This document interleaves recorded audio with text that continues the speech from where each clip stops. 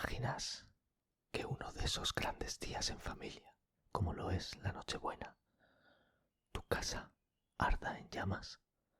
¿Te imaginas ir descubriendo poco a poco qué ha sido provocado? Quédate para descubrir uno de los misterios más grandes de los últimos tiempos: los orígenes y la vida de la familia Soder. La historia empieza con Giorgio Sodu, nacido en Tula, Italia, en 1895. Con tan solo 13 añitos, emigra a Estados Unidos junto con su hermano mayor, que volvió a casa nada más dejar a Giorgio en el país. A la hora de registrar su nombre, era muy típico que lo americanizasen, por así decirlo. Si no te entendían muy bien, te ponían el nombre que ellos creían haber escuchado, y así nace George Soder. Empezó trabajando en el ferrocarril de Pensilvania, después como conductor, para finalmente montar su propia empresa de camiones. El sueño americano en toda regla. Se casó con Janie Cipriani, hija de otro inmigrante italiano, y formaron una gran familia, tan grande que llegaron a tener 10 hijos. ¡Qué pasada! Vivían en un pequeño pueblo de Virginia Occidental llamado Fayetteville. Y digo pequeño porque por aquel entonces la población no llegaba ni a 1500 habitantes. Allí era muy normal que el jefe de bomberos tuviera una lavandería o que el sheriff trabajase en una tienda. Eran tan pocos que los trabajos había que repartirlos así. En 1923 tuvieron a su primer hijo. La empresa de George iba funcionando muy bien y se convirtieron en una familia muy respetada, aunque todos sabían que George tenía un carácter muy fuerte y no se callaba nada. Decía siempre lo que pensaba, sin importarle quién estuviera delante. Concretamente, hablaba muy mal del por aquel entonces dictador Benito Mussolini, y eso le causó muchas discusiones con algún que otro inmigrante italiano. El último de los hijos de la familia fue una chica, Silvia, nacida en 1943. El segundo hijo mayor, Joe, se había ido al ejército durante la Segunda Guerra Mundial. Justo al año siguiente, Mussolini fue ejecutado. Para George fue una gran noticia. Sin embargo, para otros de su comunidad fue un duro golpe y no les gustó nada ver la alegría de George. Así que seguía ganándose amigos. Ya me entendéis. Es a partir de ese momento cuando la cosa empieza a ponerse turbia. Un día llegó a su casa un vendedor de seguros, el típico pesado que te la va contando. Le tocó el timbre y empezó a hablarle tranquilamente. Pero antes de irse, le dijo a George: por culpa de tus horribles comentarios hacia Mussolini, tu casa va a convertirse en humo y tus hijos van a ser destruidos. Hostia, vaya amenaza. Yo no sé qué haríais, pero a mí me pasa eso.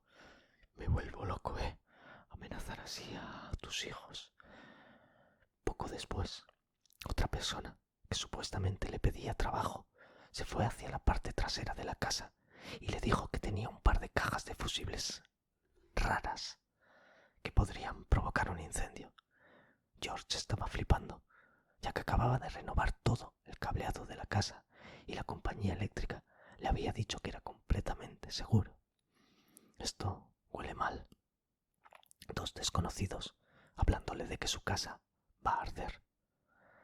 Poco antes de Navidad de ese año, los hijos mayores le dijeron que habían visto el mismo coche aparcado cerca durante varios días y que sus ocupantes se les quedaban mirando cuando volvían de clase, como si les estuvieran vigilando. Yo creo que aquí ya me acojonaría bastante. Ahora vamos al meollo del asunto. 24 de diciembre, Nochebuena de 1945. Los Soder cenan felices. Imaginaos una gran familia como esa, la juerga que tenía que haber en esa casa, llena de niños y niñas comiendo dulces y abriendo regalos. Marion, la hija mayor, que había estado trabajando en una tienda de 10 centavos en el centro del pueblo, el típico todo a 100 de antes. Ostras, qué viejo me he sentido diciendo eso. Había vuelto a casa con varios juguetes para sus hermanas menores, Marta, Jenny, Irene y Betty. Estaban tan emocionadas que le preguntaron a su madre si podían quedarse un poco más, jugando. Eran las 10 de la noche y ella les dijo que sí, siempre y cuando Maurice y Luis, de 14 y 9 años, diesen de comer a las vacas y a las gallinas antes de guardarlas. George y los dos hijos mayores, John y George Jr., de 23 y 16 años, ya estaban en la cama. Estaban cansados de haber estado todo el día currando con su padre. La madre se llevó a la pequeña Silvia con ella a la cama. A las 12:30 sonó el teléfono. Jamie, la madre, se despertó y bajó las escaleras. Cogió el teléfono y preguntó: ¿quién es? La voz de una mujer que no conocía habló, preguntando por una persona que tampoco conocía. Por detrás se oían ruidos de fiesta. La madre le dijo que se había equivocado, a lo que ella respondió con una extraña carcajada. Un poco confundida y tal vez asustada, colgó y volvió a la cama. Pero al empezar a subir, se dio cuenta de que las luces seguían encendidas y las cortinas abiertas. Le pareció raro, pero bueno, es un día especial, no pasa nada. Así que fue a apagarlas y vio que Marion estaba dormida en el sofá, así que pensó que el resto ya estaría en el ático, donde solían dormir. Subió y se durmió de nuevo. Poco después, sobre la 1, se despertó por un fuerte golpe en el tejado y como algo rodando. Bah, podría ser algún animal, pensó, y se durmió de nuevo. Media hora después, se despertó de nuevo con un fuerte olor a humo. Algo no iba bien. Se levantó y descubrió el despacho de George totalmente en llamas. Casualmente, donde estaban las cajas de fusibles raras. Corrió desesperada a coger a su hija pequeña y a despertar a su marido y sus hijos. Las escaleras hacia el ático ya empezaban a ser devoradas por las llamas. Así que bajaron y despertaron a la que dormía en el sofá. En total, fueron 6 los que salieron a la calle, los padres y 4 hijos. Los otros 5 estaban en el piso de arriba. Gritaron como locos. Les llamaron, pero no había respuesta. Entraron para usar el teléfono y llamar a los bomberos, pero no funcionaba. Marion fue corriendo a casa del vecino, pero la operadora no contestaba. Una persona que pasaba por allí vio el incendio. Fue a una taberna para llamar, pero tampoco tuvo éxito. Todo se complicaba. Al final, pudieron comunicarse con los bomberos desde un teléfono del centro del pueblo. Parecía como si todos los teléfonos de alrededor estuvieran estropeados. ¡Qué casualidad! ¿O no? George fue a coger una escalera para poder subir al ático. Una escalera que siempre estaba apoyada contra la pared, al lado del establo, pero que casualmente había desaparecido. Entonces se le ocurrió coger uno de sus camiones para moverlo y subirse en él. Entró al primero y no arrancaba. Entró al segundo y tampoco arrancaba. Y eso que la tarde anterior los dos habían funcionado perfectamente. Esto es más que una simple casualidad. Esto empieza a oler muy raro. Durante los siguientes 45 minutos no pudieron hacer nada más que ver cómo la casa ardía y se derrumbaba y dar por muertos a sus otros 5 hijos. Imaginaos qué dolor, qué frustración saber que tus hijos están ahí y no poder hacer nada. Los bomberos tenían muy pocos recursos. El jefe F.J. Morris no podía conducir el camión, por lo que tuvieron que esperar a otro compañero que sí pudiera, así que tardaron una eternidad en llegar. De hecho, uno de los bomberos era hermano de Ginny, la madre, así que más ganas de salvar a los niños que su propio tío no podía tener nadie del cuerpo. Pero fue imposible llegar antes. Cuando lo hicieron, no encontraron más que cenizas. Y aquí sucede una cosa extraña.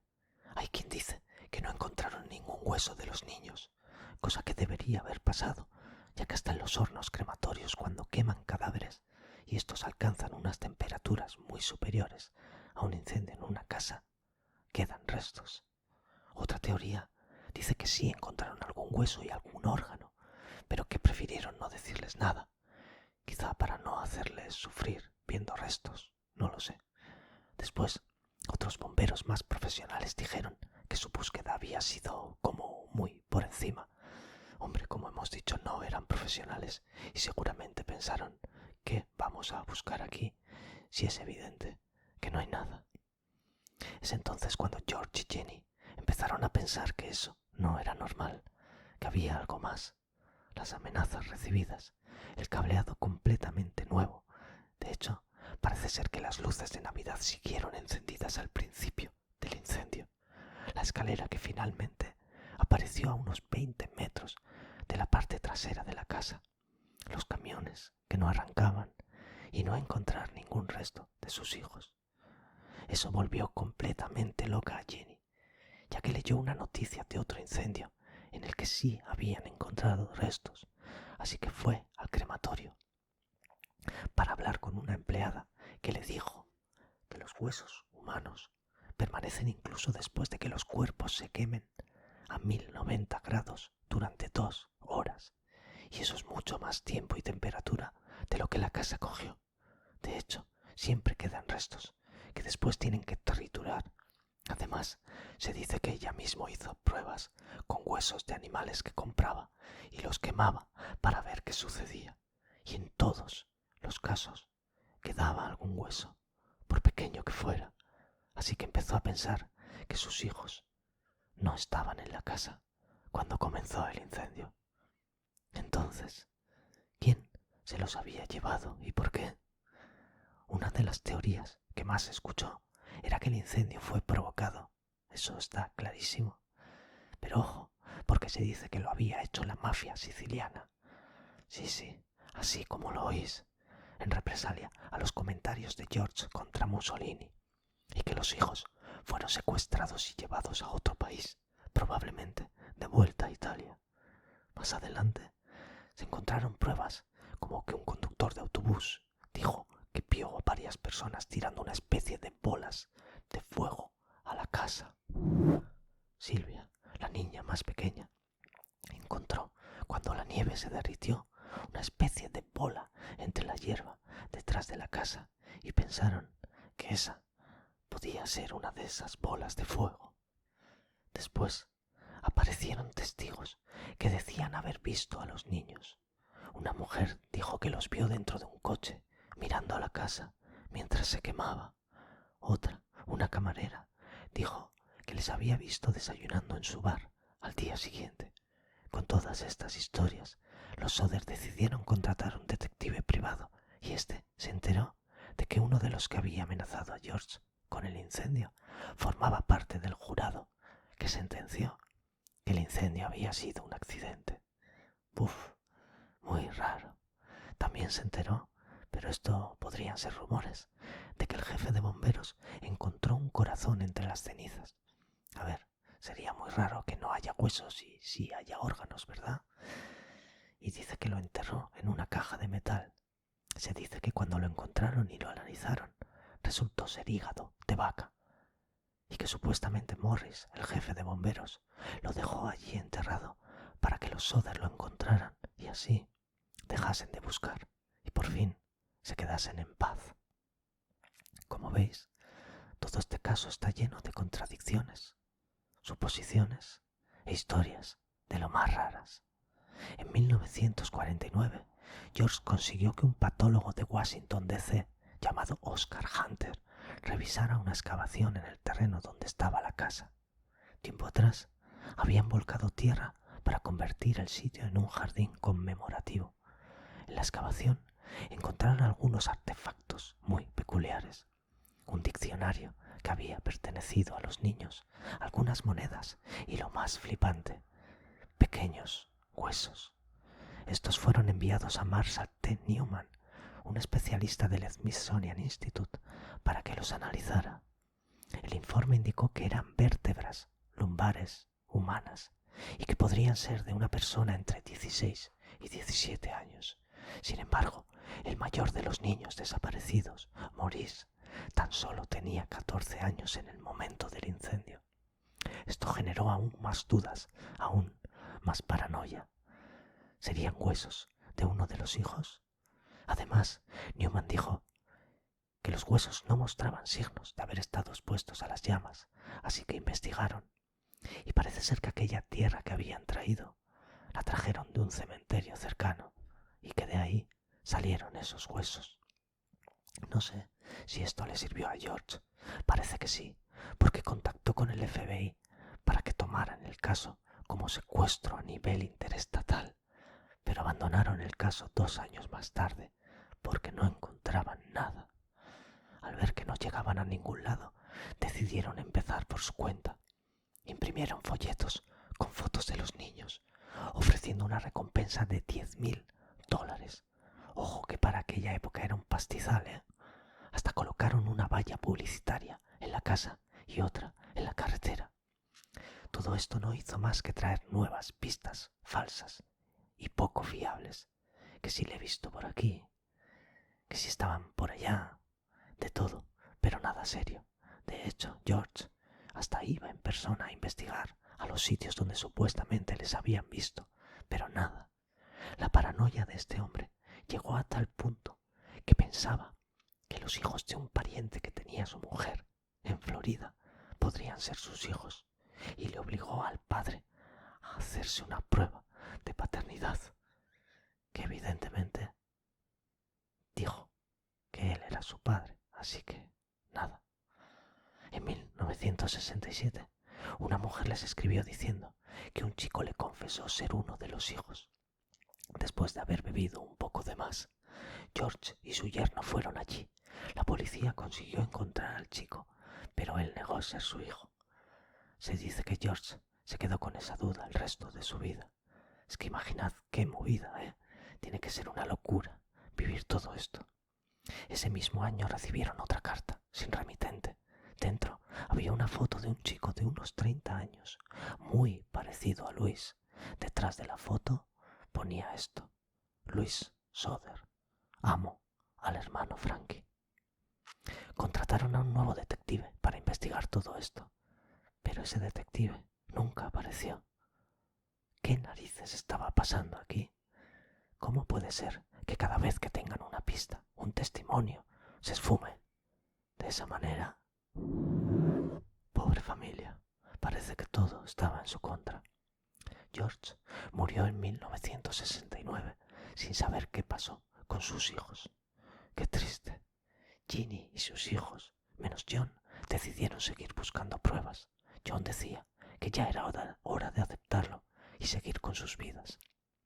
Ginny vistió de luto el resto de su vida hasta morir en 1989. Al final, sus hijos quitaron la valla. Sus hijos, junto con sus nuevos hijos, no dejaron de investigar y creen que lo de la mafia tiene sentido y que si sus hermanos están vivos, no hayan hablado ni contactado para evitar daños. No sé yo, más daño que el que sufrieron esos pobres padres, no sé si se puede hacer. La hija de Silvia, la menor, dijo que les prometió a sus abuelos que no dejaría morir la historia jamás. Como veis, esta historia traspasa generaciones Y es que es un misterio tan tremendo que a día de hoy se sigue debatiendo en foros de internet. Hay quienes han examinado el caso y dice que los niños sí murieron en el incendio, que la casa siguió ardiendo toda la noche después de derrumbarse y que los bomberos buscaron muy poco tiempo. De hecho, los pobres no sabían ni lo que estaban buscando. George Bragg, un autor local que escribió sobre el caso en un libro suyo, creía que John decía la verdad en su primera confesión. Dijo que intentó despertar a sus hermanos, pero que no pudo, y al final salió corriendo, pero que después cambió su argumento. Dudo mucho que un hermano haga eso. Sería una locura, una estupidez, una traición total para sus padres, ¿no creéis? Callarse de esa manera. Parece que lo más racional es pensar que sí, murieron en el incendio, pero como veis, hay muchos cabos sueltos, mucha información extraña, muchas casualidades, muchas pistas raras. No me sorprendería que al final se demuestre que estén vivos. ¿Qué pensáis de todo esto? ¿Es realmente un misterio inexplicable o la paranoia de una familia que se niega a aceptar lo evidente? Muchas gracias por haberos dejado caer en este, mi oscuro abismo. Nos vemos en el próximo vídeo.